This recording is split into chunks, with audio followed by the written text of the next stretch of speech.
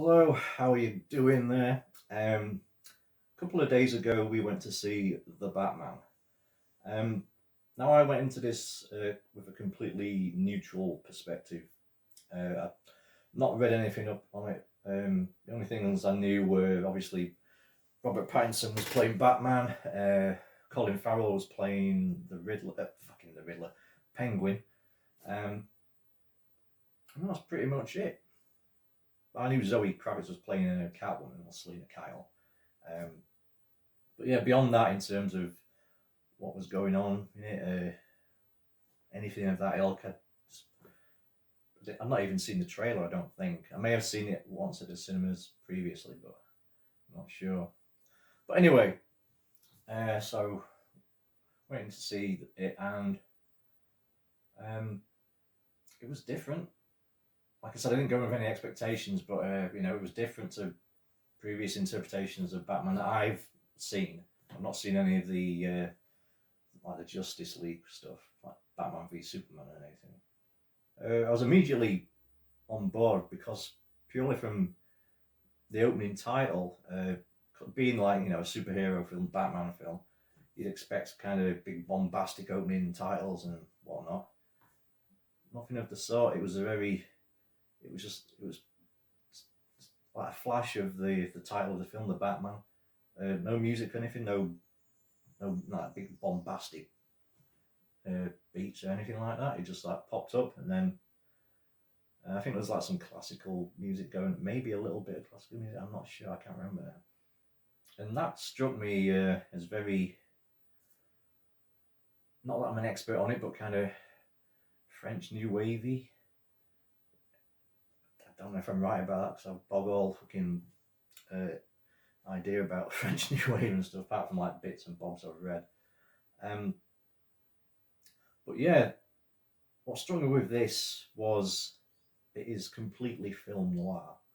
I know that's you can say that for previous Batman films, like the Tim Burton ones. I won't say they were film noir, but they had I won't say they were film noir at all. They were kind of very Burton-esque. I wasn't a big fan of the original Batman films. The Christopher Nolan ones I really did like. Well, Batman Begins and The Dark Knight. I can't remember if I ended much about Dark Knight Rises because I only saw it once and I was kind of half drunk when I was watching it. That doesn't matter. But yeah, this one for me it was more a crime. It was more a police procedural, like not horrible, like serial killer film. But it just had Batman in it as well, and it was just had a Batman skin over it. Um, like the tone of this is very reminiscent. For me, it was very reminiscent of a film like Seven. It was the way it was structured, where there was like a killer, a serial killer, uh, who in this case was the Riddler, and it was just going about killing certain luminaries of politics and police force. Um, and the way like Batman would find the bodies, or Batman would walk onto the crime scene, and like the bodies had been like killed and had a message put on them and stuff. Um, and just the whole tone of it, it was just really reminded me of something like Seven. Very, very much so. It's kind of like a PG-13 version of that. Uh, and the whole tone of the film itself, very dour and rainy, kind of like urban gothic, if you like.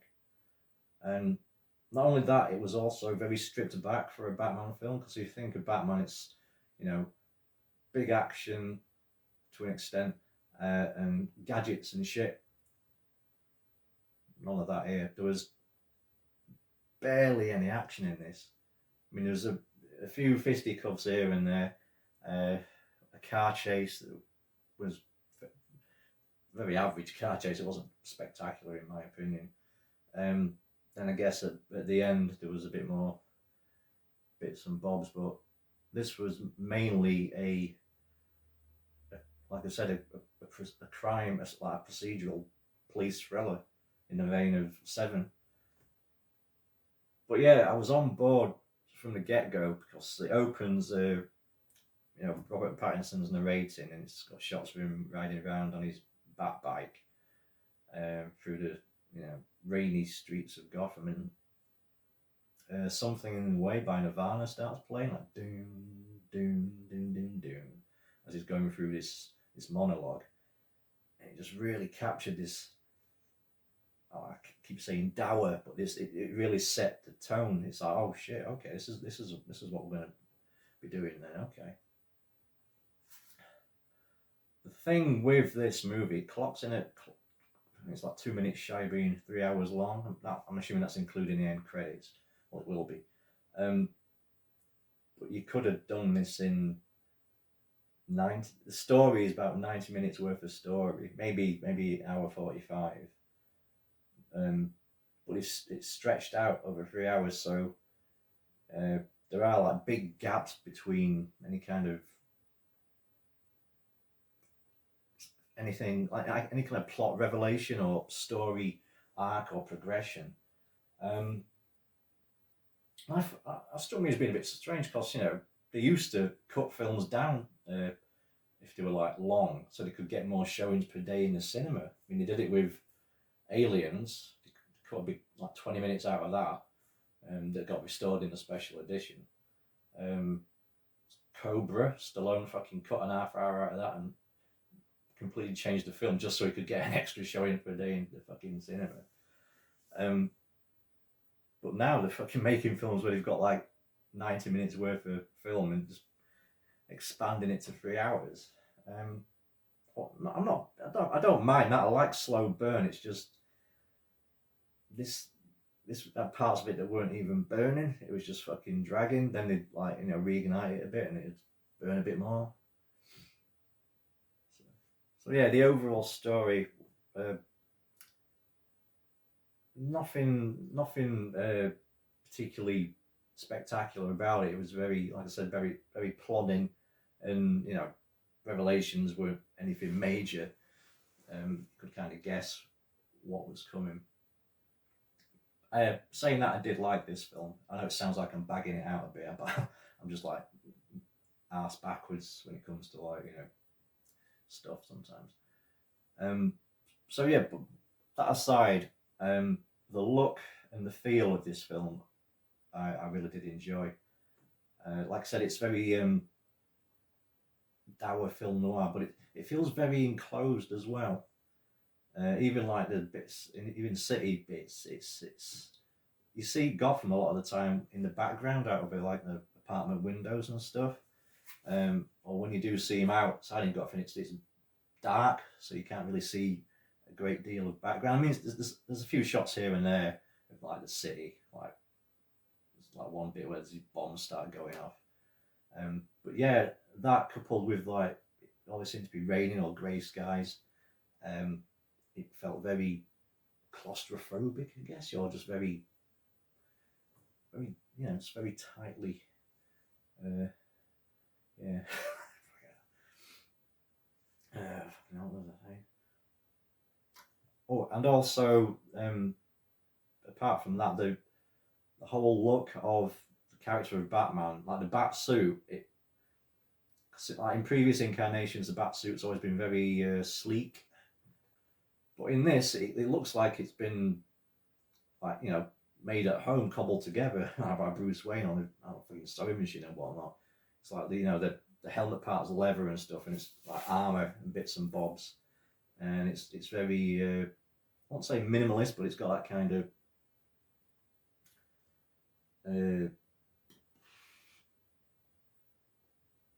stripped down element to it, and that goes for the look of the film as well. Thinking of it, what this film, I was thinking about it earlier, and it didn't clock on at the time, but this film reminded me, well, not reminded me, but it's definitely got some influences from Mad Max in there, the original Mad Max. It's very like kind of rust.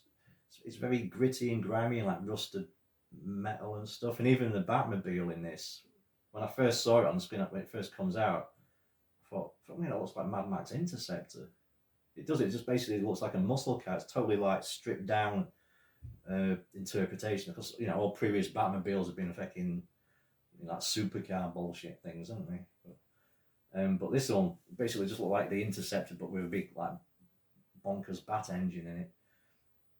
And again, you didn't really get a decent glimpse of that because it was at night time when that came into play, and so it was more like kind of shadowy.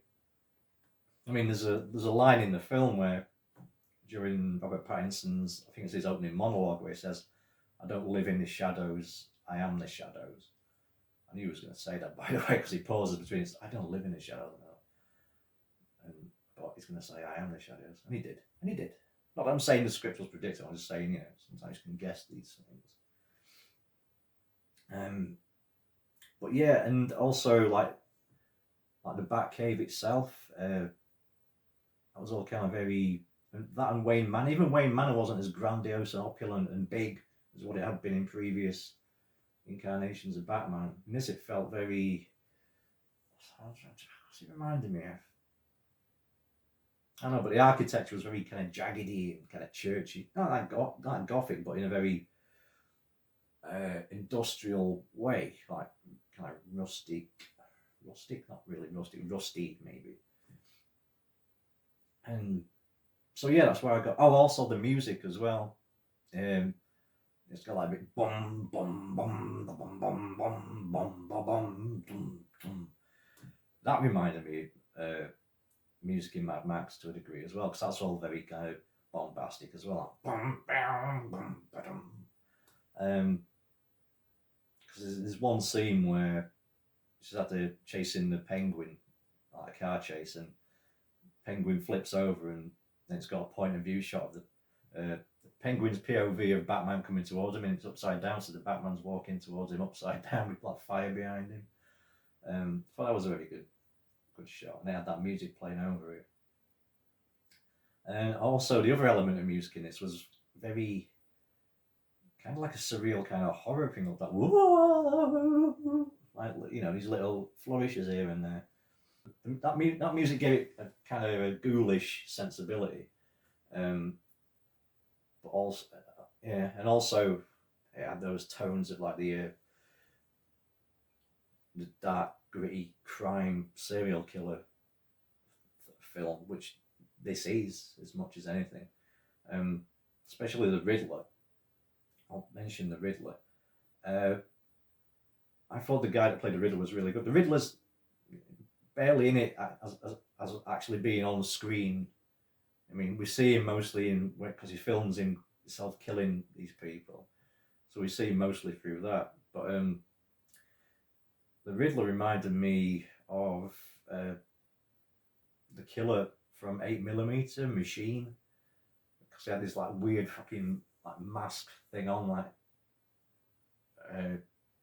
almost like a boiler mask or something like that, but not quite. And it was, well, no, it was what was it? It says it in the film what the fuck it was. It was like a Winter Soldier mask or something. Nothing to do with Captain America. It was like a mask that you wear in the winter, so it's like covers the face, so it stops you getting frostbite and like that. So we had that, and just like it's like, I don't know, it's green. Basically, army surplus gear he was wearing, but the voice as well he was using, it was disturbing. And yeah, so that again, the darkness there, because the Riddler reminds me of the killer from 8mm. It's like, fucking hell, because that's, if you've seen that, you'll know what I'm talking about. It's fucking disturbing. Colin Farrell as the Penguin.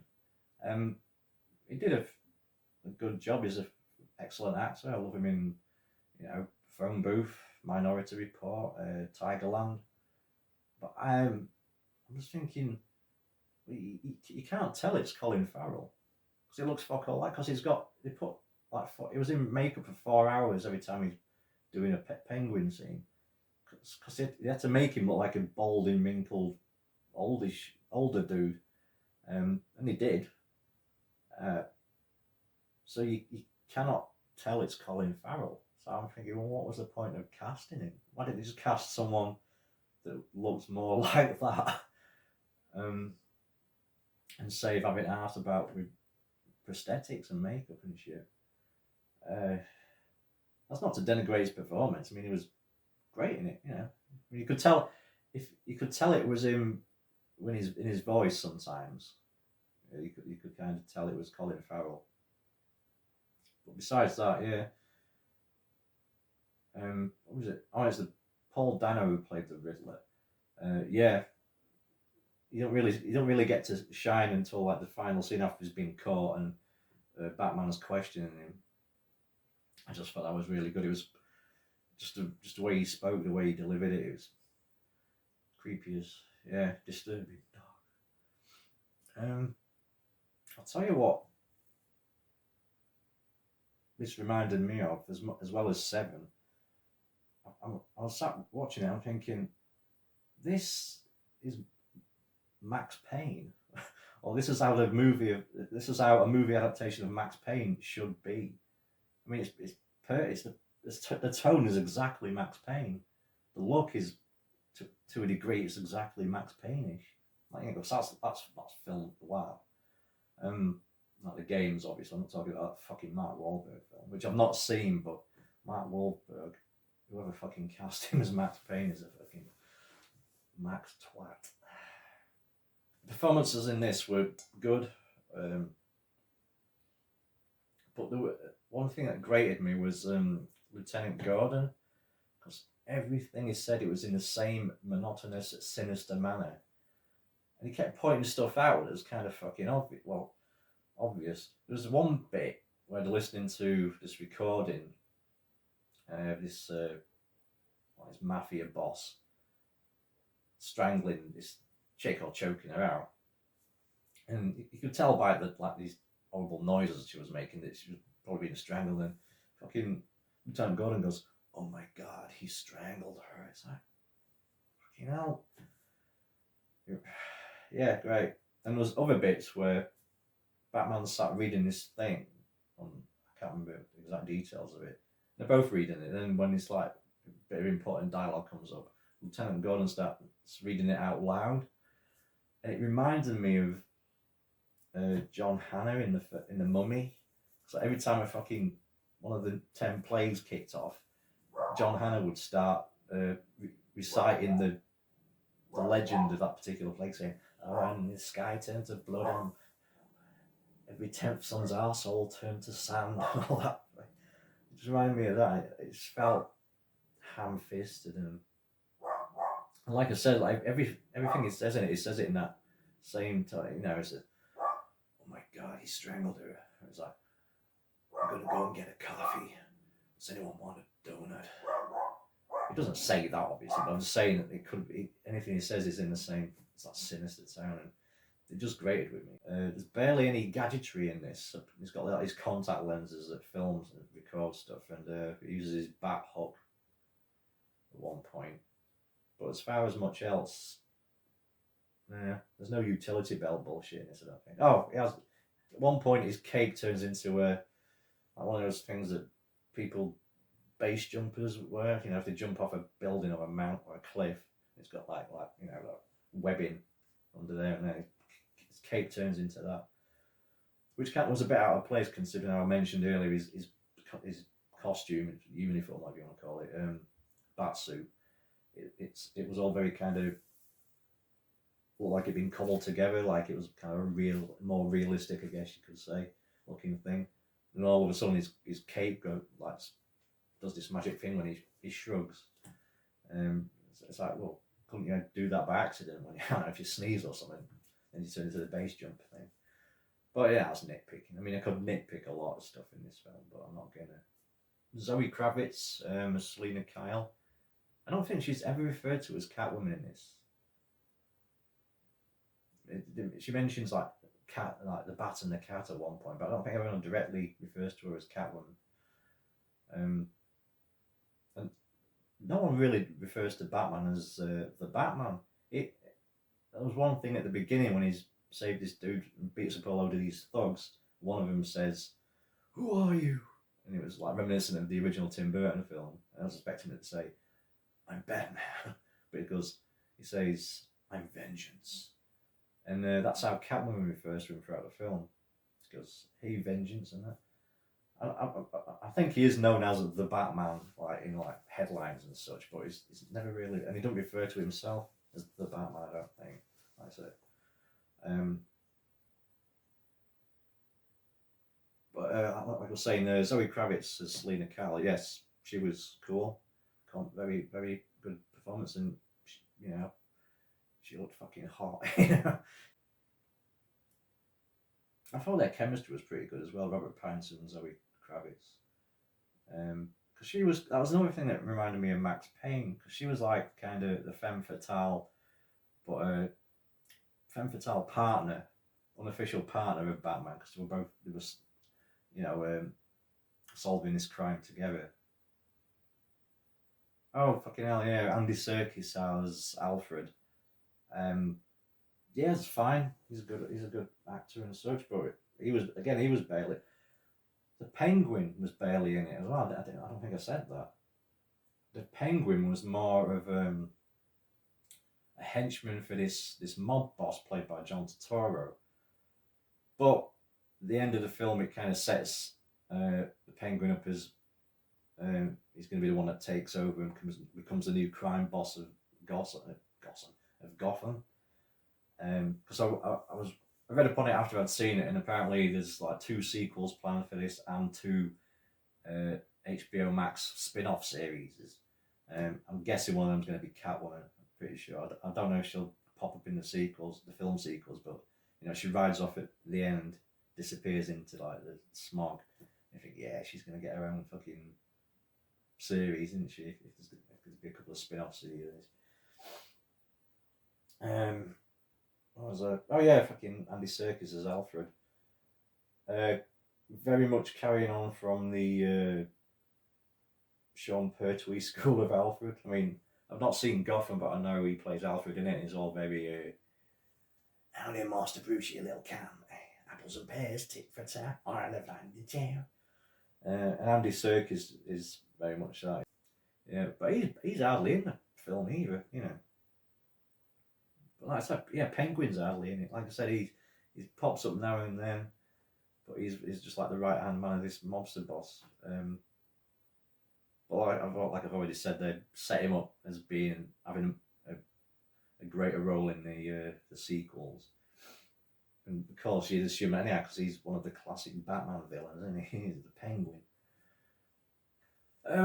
Yeah, so overall, I did really enjoy this movie. I mean, I went for an entire bottle of wine at the cinema watching this because we were in gold class, and so you can have alcohol in there. So I just, as opposed to keep getting a glass or 3, I thought, oh, I'll just get a bottle. And what I don't drink, I'll leave. Fucking managed to get through all of it because the film was so long. But yeah, I can see why people might hate this film, or if you go into it with expectations, well, it depends on what your expectations are.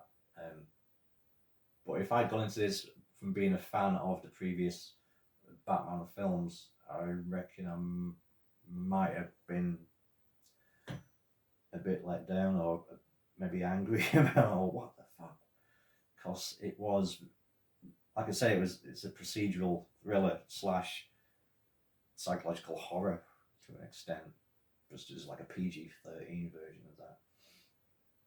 But yeah, I like that aesthetic though. I thought it was really good, nice fresh take on it, really. Like I said, the film very much is there just to set up the sequels, like a new film series. So that again, why did it have to be 3 hours long? I thought because it's just setting up. Basically, Batman's story arc in this is out for vengeance initially, like I am vengeance. By the end of it, he's learned that maybe vengeance isn't the best way to go about things, because you can become, because that's what one of the Riddler's like followers says at the end as well when he gets busted. So it's like, there's that fine line between Batman and the Riddler. It's like, well, I've got to change my thinking, otherwise I'm going to end up just like this cunt, you know. But there always has been that with Batman, I think. There's that duality. It's like, how different is he from, you know, the bad guys in Gotham, you know, the people he's fighting against. Well, anyway, just to summarise, the Batman, very drawn out, kind of maybe plodding at times. Don't need to be 3 hours. Cinematography and just the overall look, very scaled back, kind of industrialish, Mad Max-ish. That's another thing that reminded me. The music, love the music. That kind of bombastic, dum bum, that kind of terror music, and then the kind of like the queasy supernatural, like the esque psychological mindfuck music. Yeah, I really like the music, all the music in this. You know, Nirvana, Something in a Way, it plays at the beginning and at the end. So you know, so it bookends the piece. Like I said, a big heavy Seven vibes, film noir, Max Payne. I mean, hopefully they'll do a Max Payne movie and just do this. Not the story, but just, you know, everything's there. The template for Max Payne is pretty much this, you know. Anything else? Probably loads of shit I'll think of that I could have said about it. But you know, yeah, that's the Batman. Yeah, nice fresh take on it. You know, a nice, more gritty, grounded take on a dude dressed up as a bat beating the fuck out of crims. So yeah. I'd recommend people yeah, I liked it. My son really liked it. So there's two people that liked it. Anyway, thank you for watching and goodbye.